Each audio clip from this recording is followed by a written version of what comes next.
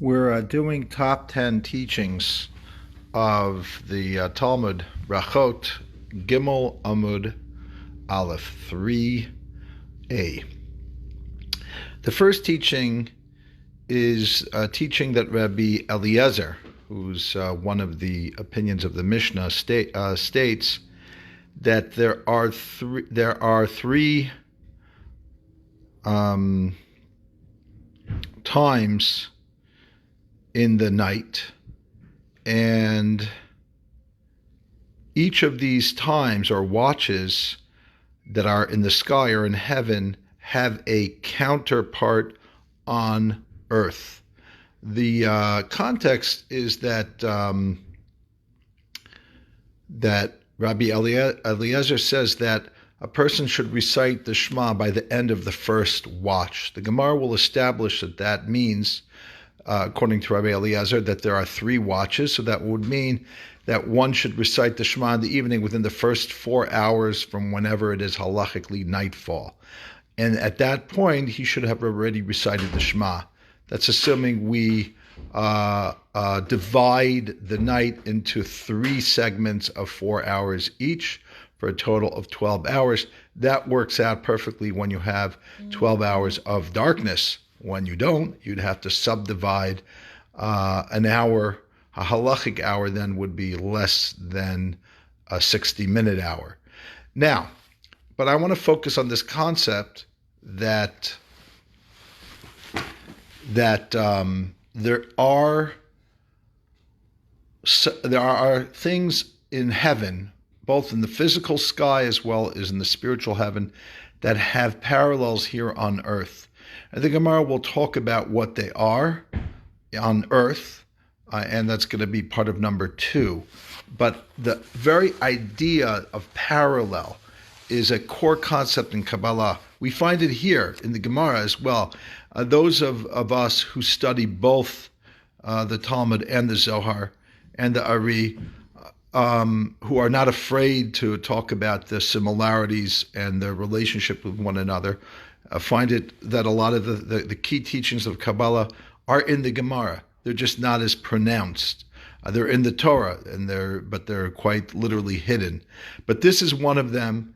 And I've actually talked about this with Moshe Idel, where there's so much in the Talmud that you'd have to be either a fool or willfully ignorant to claim that you're not seeing the parallels in the Talmud with kind of some level of esoteric teaching. And unfortunately, what's happened in even the Orthodox world is they've become poisoned by the Haskalah. They've become poisoned by the so-called Enlightenment, and therefore they don't really like Kabbalah, and they like Talmud because they consider Talmud logical and rational, and therefore any part of Talmud that talks about some spiritual reality that they can't just put in neat kind of rational categorizations and into halachic practices, they almost ignore it or explain it in some different way. And this is one of the examples. I'm going to be sharing a lot of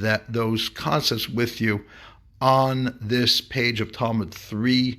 Moshe Idel encouraged me to actually identify as many kind of similarities in the Talmud that have a mystical, perhaps antecedent to Kabbalah, or parallels to Kabbalah, to esoteric doctrines that existed at that time.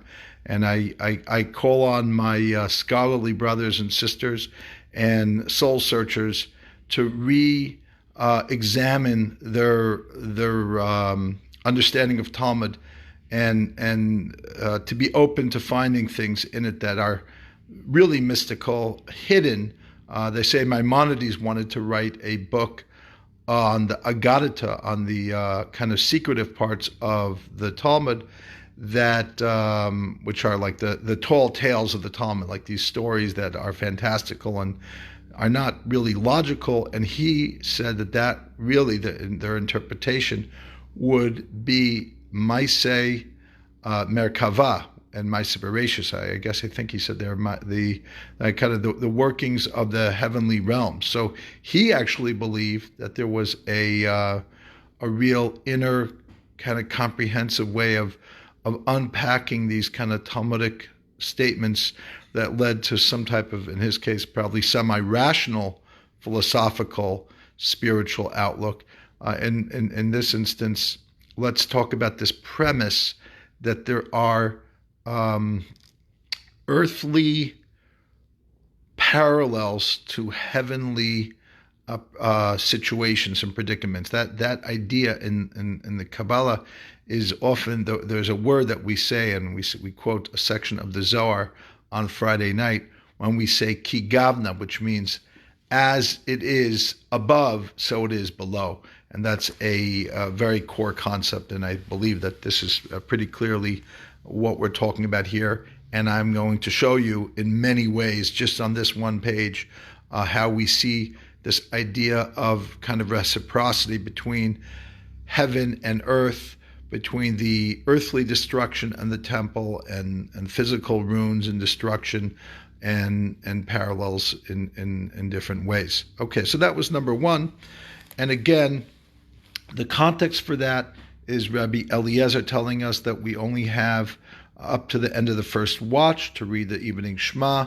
Rabbi Eliezer says, I'll read for you in the Gemara. Let me find it for you. This is a weird way. I'm trying to figure out how to look at my phone and read Gemara through it. So the quote here is a finger on the place. The quote here is with the first, number one, right? That comes to tell you that there are watches, right? What's a watch? A watch is literally it's such a great word, because what is a watch? A watch is a watchman, which guards, right? But it's also a watch. I don't have one, but I would be wearing one right on my wrist to watch the passage of time, to know when your watch is finished, to stop having to watch and having somebody exchange. So in the temple, they had watches, and the watches was literally people who would guard the temple. It wasn't for safety reasons, it was for honor. And there was also the concept of the mishmar, the concept of the kohanim, that had rotations, 1 week, twice a year, and everybody would have their kind of watch, their time. Until today, in the yeshiva world, when they talk about having certain learning sessions, for example, when they want to have a learning session on Thursday night, they'll call it mishmar, because it's an evening session, that perhaps it's an added additional session. But again, it's based on this concept of a chunk of time, and this chunk of time existed in heaven and exists on earth.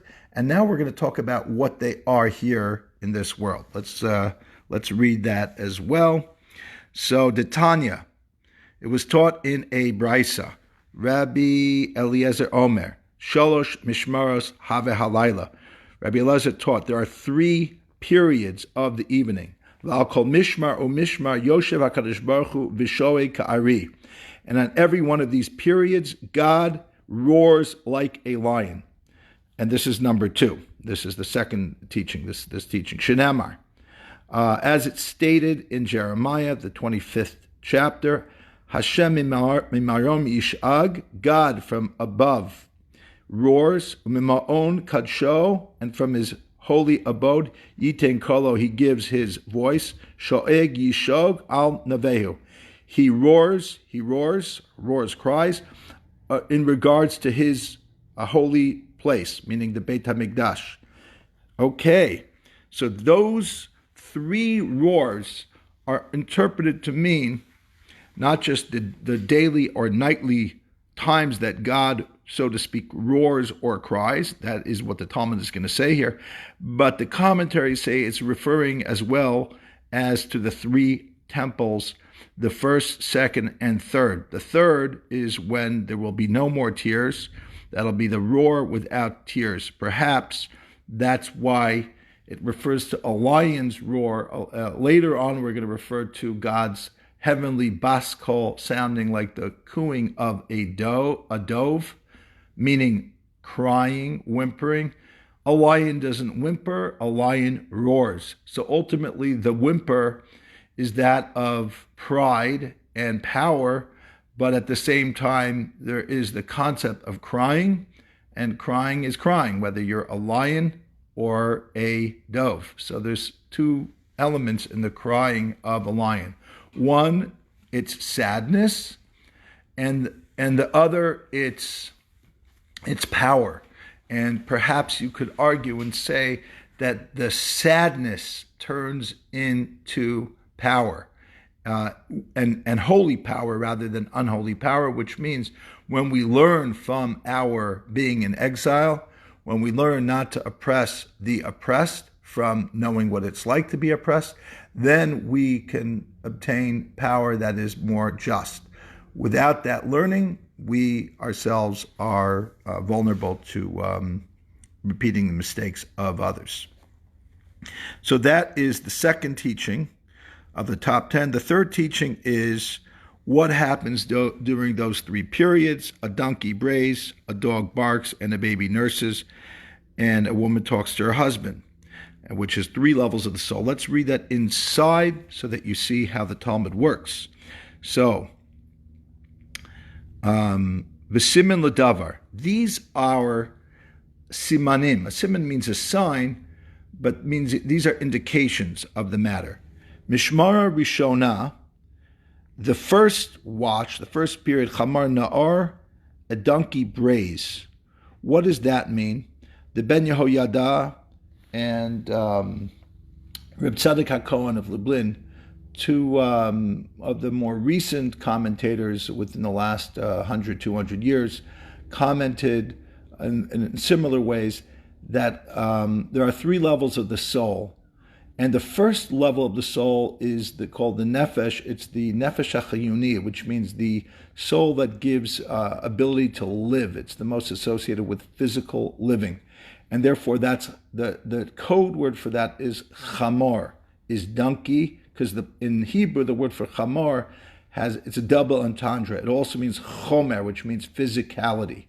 So there's a beautiful teaching on the word chamor, when you see the chamor, donkey of your enemy, robetz tachas maso, struggling under its burden, azov to azov imo, you shall help your enemy by helping repack the donkey. The Baal Shem Tov says that means when you look at yourself and you see your chomer, you see your physicality, and you say it is your enemy, and it's falling apart, and you say, well, what am I going to do? I hate it anyway.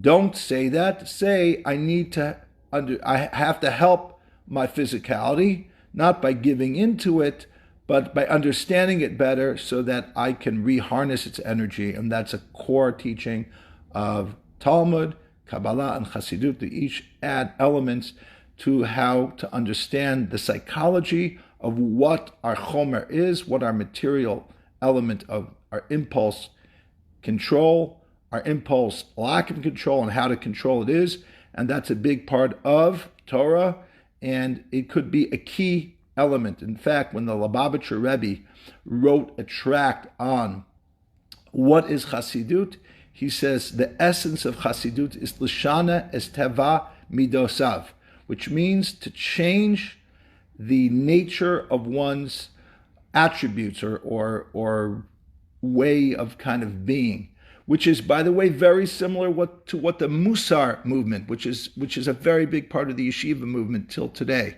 So therefore, we see that these teachings, while they seem like they're not in the text, they're pretty close to the surface. You'd have to deny you'd have to be in denial not to see that chamor is a metaphor, not just it is also a physical donkey, but it is also a metaphor for chomer, for physicality. Okay, let's continue. Finger on the place. Shnia kalavim tzoakim. The second period is the dogs that bark. Dogs play a prominent part in the Exodus, where it says lo yechatz kelav l'shono. Right? It says a No dog will bark. Let's go back to the place. In our day of Exodus from Egypt, Shlishis Tinoks Yonek Shadei Imo V'isha Misaperes Im Baila.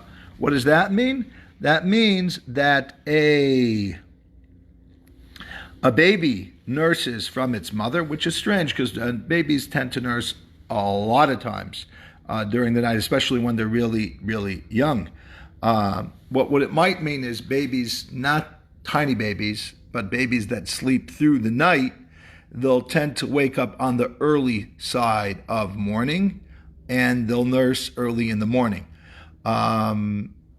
Husband and wife talking to one another. Again, these are literal things that happen, but they're also metaphoric. What happens, the baby nursing represents the Jewish people receiving sustenance by getting up and learning Torah and going to Shul and davening. And the woman talking with her husband represents, again, Kalal Yisrael having a level of intimacy with God. In fact, Rashi points out here that Isha misaperes im baila, a woman talks to her husband, kvar hegia karav liyom, it's already become close to daybreak, uvnei adam misorim mishinasan, and people are awakening from their sleep, v'hashochvim yachad, and those who sleep together, misaprim zeh im zeh, talk to one another. Now the Gemara asks, and that is the three levels of the soul. I mentioned the first level is the donkey. The second level is the dog. Why the dog? Everybody knows that a dog is man's best friend because dogs have emotions. Dogs are happy and dogs cry. This is a quote somewhere in the Talmud. I didn't have a chance to look it up, so I'm hoping. I don't remember ever encountering that Talmud, but then again, I don't have a great memory, so that doesn't mean anything.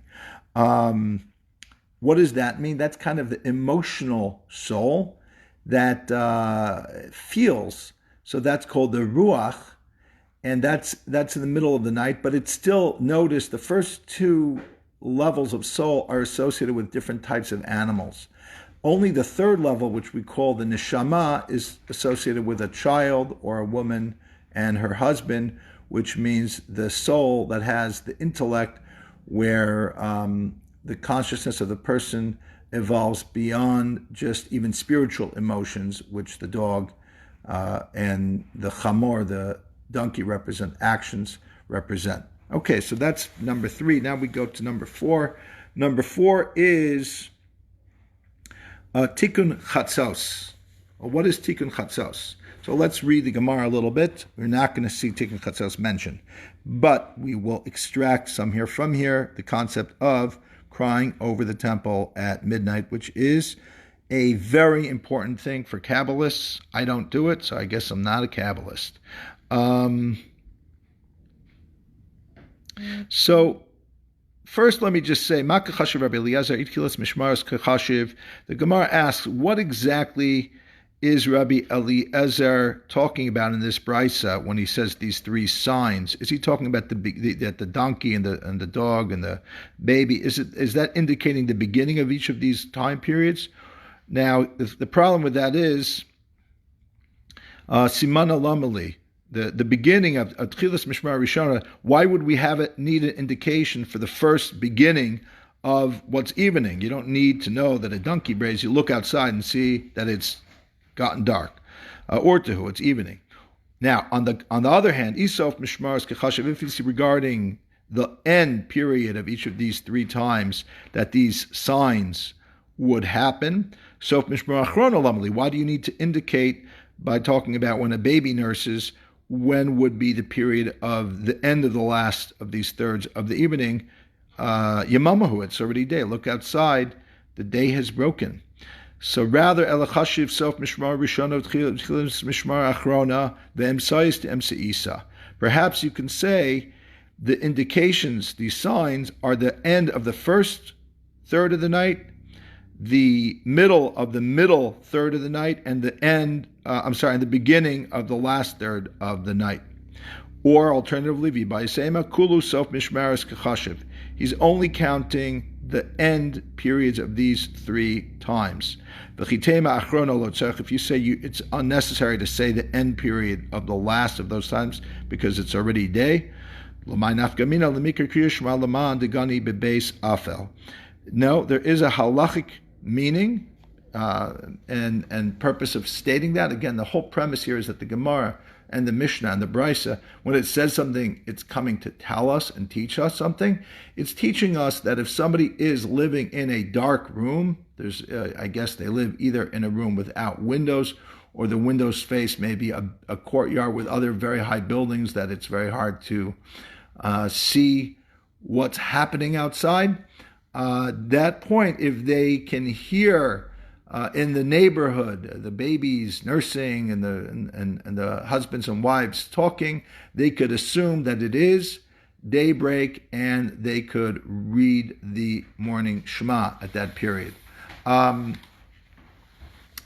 Okay, that's going to really encompass number 4 and 5 for now. Number 4 was tikkun chatzos. Actually, no, let's go a little further for that. Amar Rabbi Yitzchak bar Shmuel mishmedu Rabbi.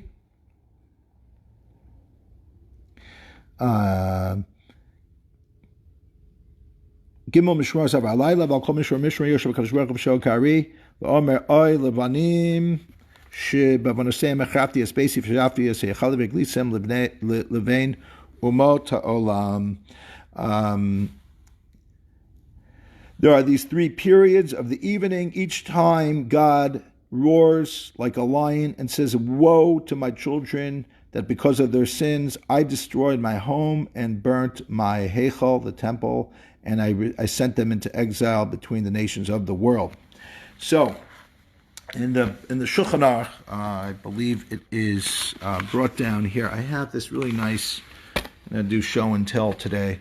There is this Talmud called the Talmud Bavli Im Halacha Brura Ubir Halacha, which is put out by Mossad Harav Kook. It's put out by the organization that promotes the teachings of Rav Kook and the style of Rav Kook. So I guess Rav Kook must like this style of learning. So here they put out this this thing that quotes the Shulchan Aruch and other of the codes on the bottom. So what does he say here on the bottom? He says the following. I'm going to read it only in English.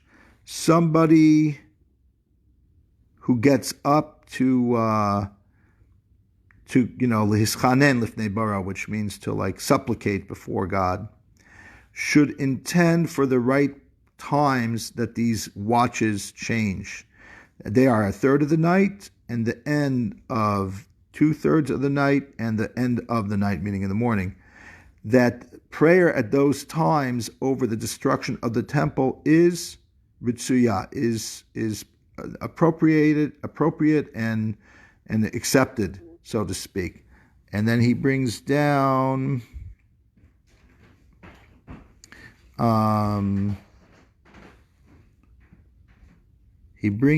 something else, another quote in the Shulchan Aruch.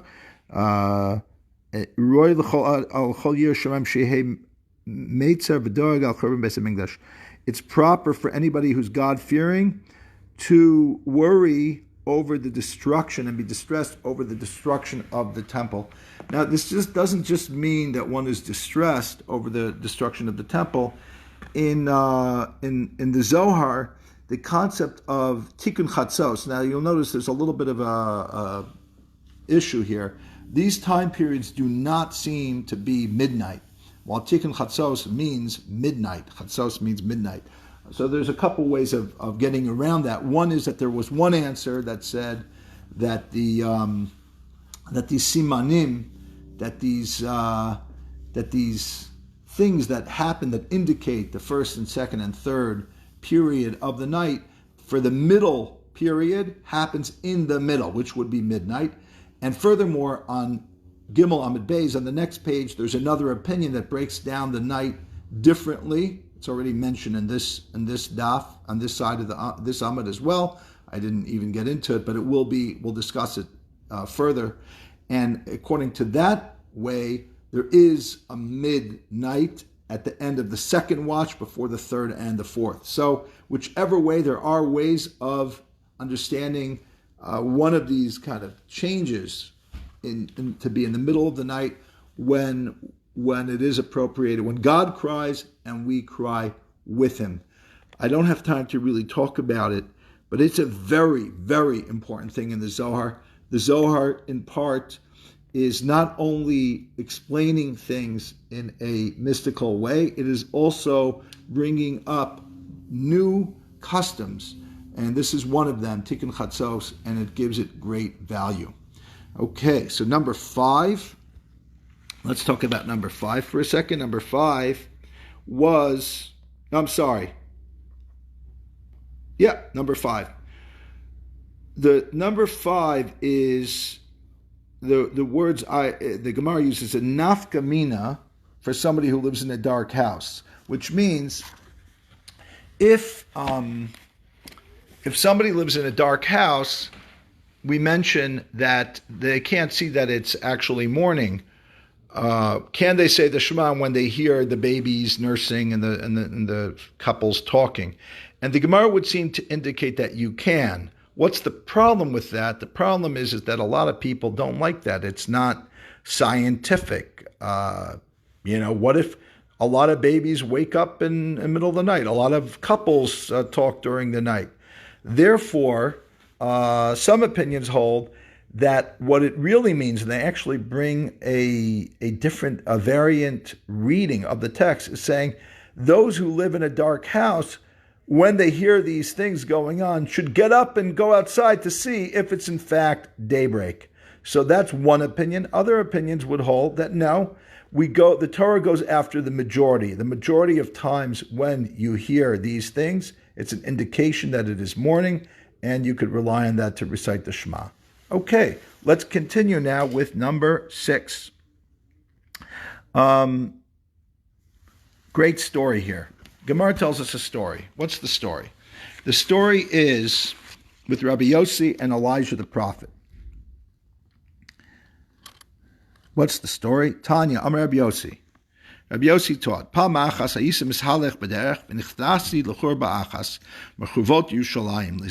One time I was traveling, and I guess he didn't want to stop to pray on the road because it didn't feel like the best place to pray. You're going to get interrupted, or maybe even worse. That's a discussion in Tosafot. And he decided to pull into a ruin of the ruins of Jerusalem. At that time, I guess Jerusalem was already in ruins to pray. But came Elijah, the prophet, and he waited for me by the doorway till after I finished praying. He told me, Shalom Alecha Rebbe, peace be unto you, my Rebbe, my teacher.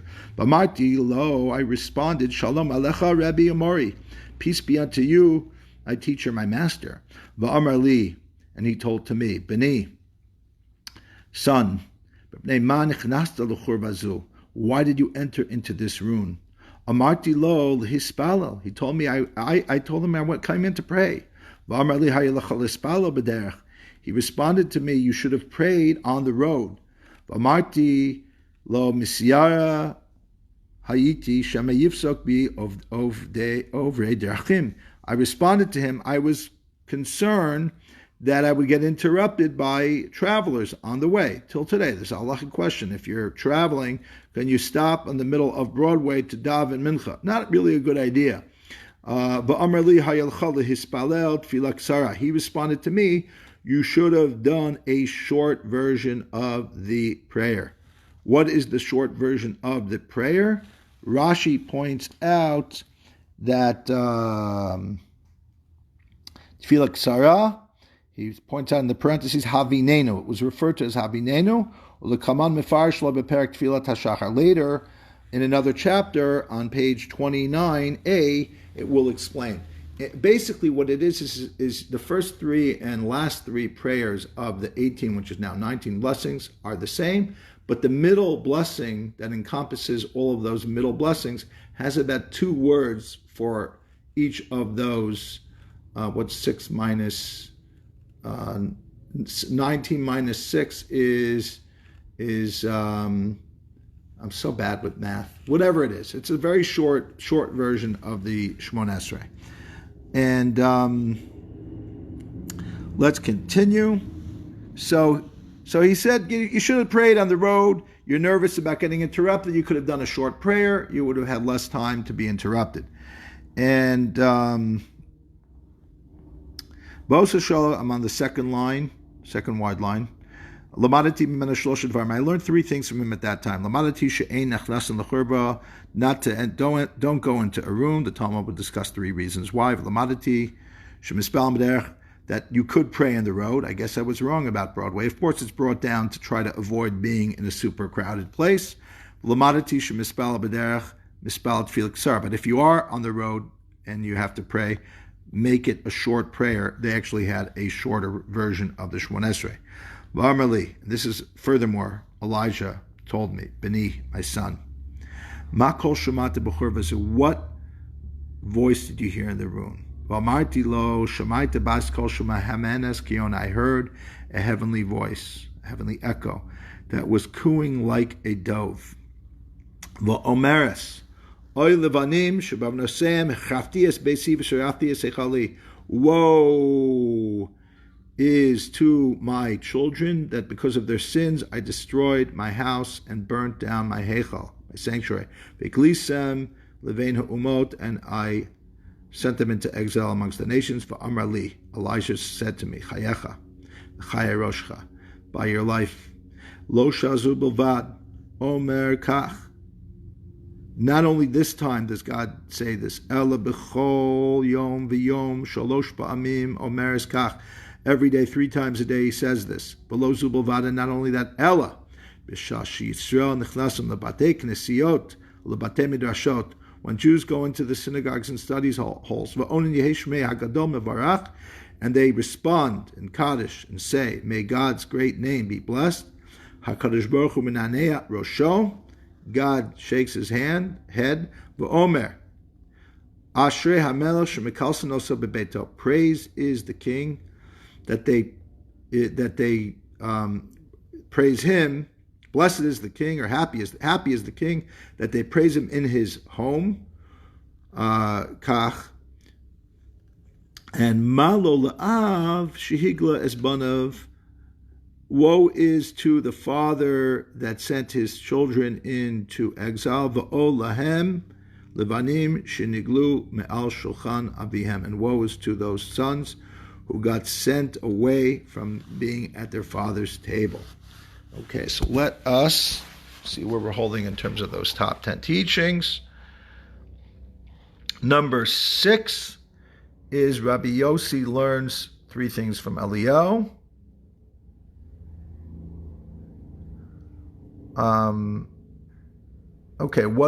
Now the question is, he learned 3 things from Eliyahu, right? He learned what we already stated, that you can pray on the road. You pray a short prayer when you're on the road, and you don't go into a room.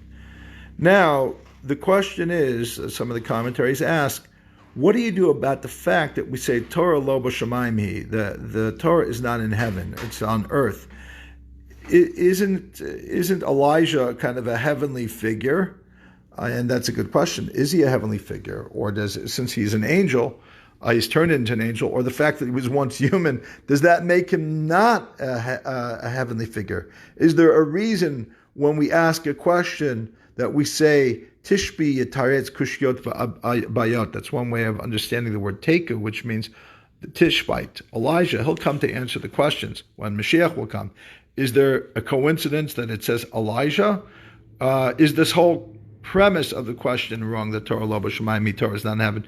Nobody argues on these ideas, so perhaps the idea of Torah lo b'shamayim is that we don't rely on Torah to resolve a dispute if the dispute would not be resolved in and of itself by, let's say, following the majority. So perhaps the question isn't a good one, or perhaps it is a good one and it needs tzarchiyim. We have to learn more about when Torah lo b'shamayim here and when we make exceptions to that rule. Okay, that is number 6.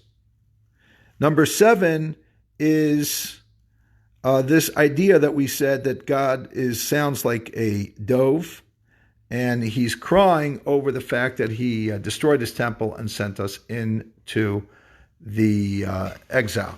So I learned this in Reb Tzadok. I learned Reb Tzadok, a beautiful section, if anybody want to really understand Brachot in general and how to learn Talmud according to the teachings of the Mea Shiloch, the Ishbitzer Rebbe, a Rebbe that lived in 18th century Poland, one of the greatest philosophical teachers of Jewish thought.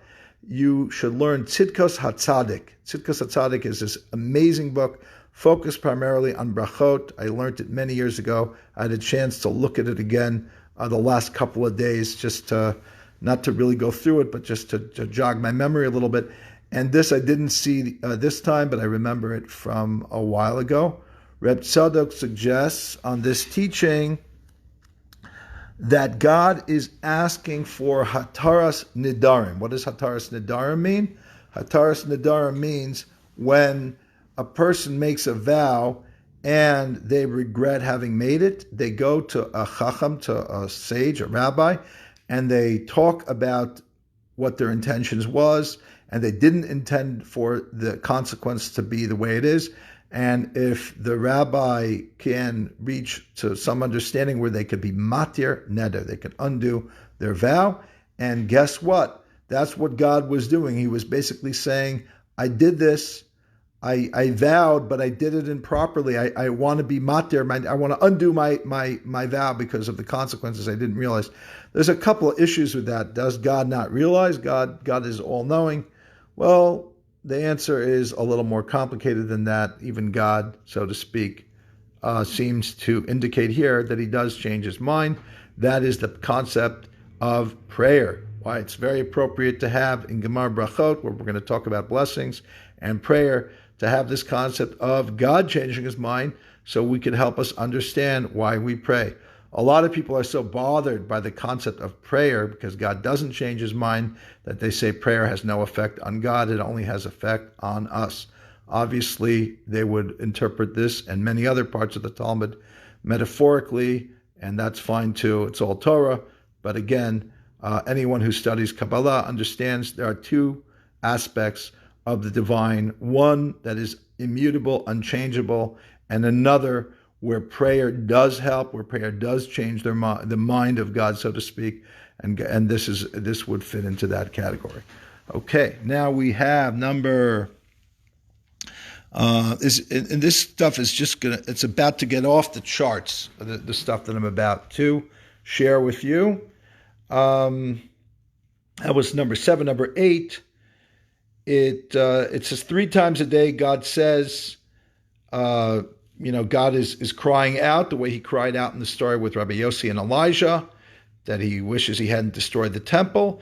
And not only that, every time we go into synagogue and we respond, Yehei Shmei Hagadol Mevarach, may God's name, great name, be blessed. God also says something similar to that. I want to share with you another girsa, another textual reading brought down again in the Talmud that's printed by the Mossad Harav Kook, and this is a quote of the Tur. The Tur says that it's the bottom line here. When we say Amen Yehei Rabba, HaKadosh Baruch Hu Menanea Biroshu V'Omar Oy Levanim Shigalu Me'al Shulchan Avim. Woe is to the sons that were exiled from their father's home. Umalo La'av Shekacha Mekalson Osabanav. And how good is it for the father that the children praise him like this, but v'richkem al shulchana, but yet, or it doesn't say how good, but what does it say about a father that they praise him, and yet he has distanced them from his table? Now, number 8 is this concept of the importance of the Kadish and this response in Kadish. And to go a little further, there's we're going to do number 9, which is Tosafot discusses what the nusach,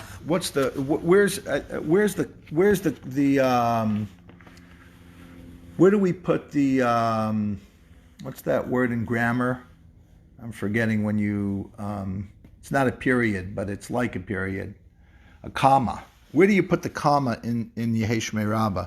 So Tosafot says that the Machzor Vitri understands the following. It should be Yehesh Shmei Rabbah, comma, which means may God's name become big, which means that God's name isn't big until certain things are done in the world, such as destroying of Amalek, or rebuilding the temple, for example. So those things are what expands the God field, so to speak, the divine presence in the world. God is everywhere, but he's also hidden. So therefore, we say, may God's name, meaning the proclamation and awareness of God's existence, Rabbah, become increased, so that the whole world knows, on that day, God and his name will be one. The Gemara asks, what about now? Isn't he one now? The Gemara says, well, not everybody knows about it. Like then the whole world will know. So that's what it means, Yehesh Shmei Rabbah. Mivarach is the next. Mivarach le'olam is after the comma, or after the period.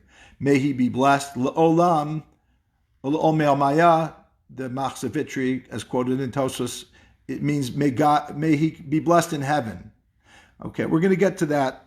Tosafot takes issue with this based on the reading of our Gemara, so that's a very interesting kind of debate about where to put the comma in the Amen Yehesh Shmei Rabbah, comma Mivarach Olam Ol Me'amaya, or Amen Yehesh Shmei Rabbah Mivarach.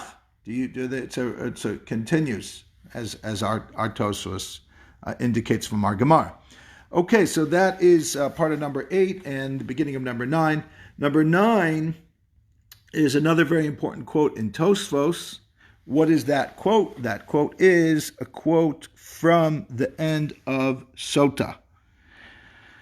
Sota, Eina Olam Miskayim Ella Asidra de K'dushasa Va'ayehe Shmei Rabbah de Basar Agadita. Okay, so let me tell you a little bit about that quote. I'm not going to explain every detail of Tosafot because I have to choose. You do that Tosafot on your own. It's a beautiful Tosafot. But let me tell you about the end of the Gemara in Sota and what it means for us.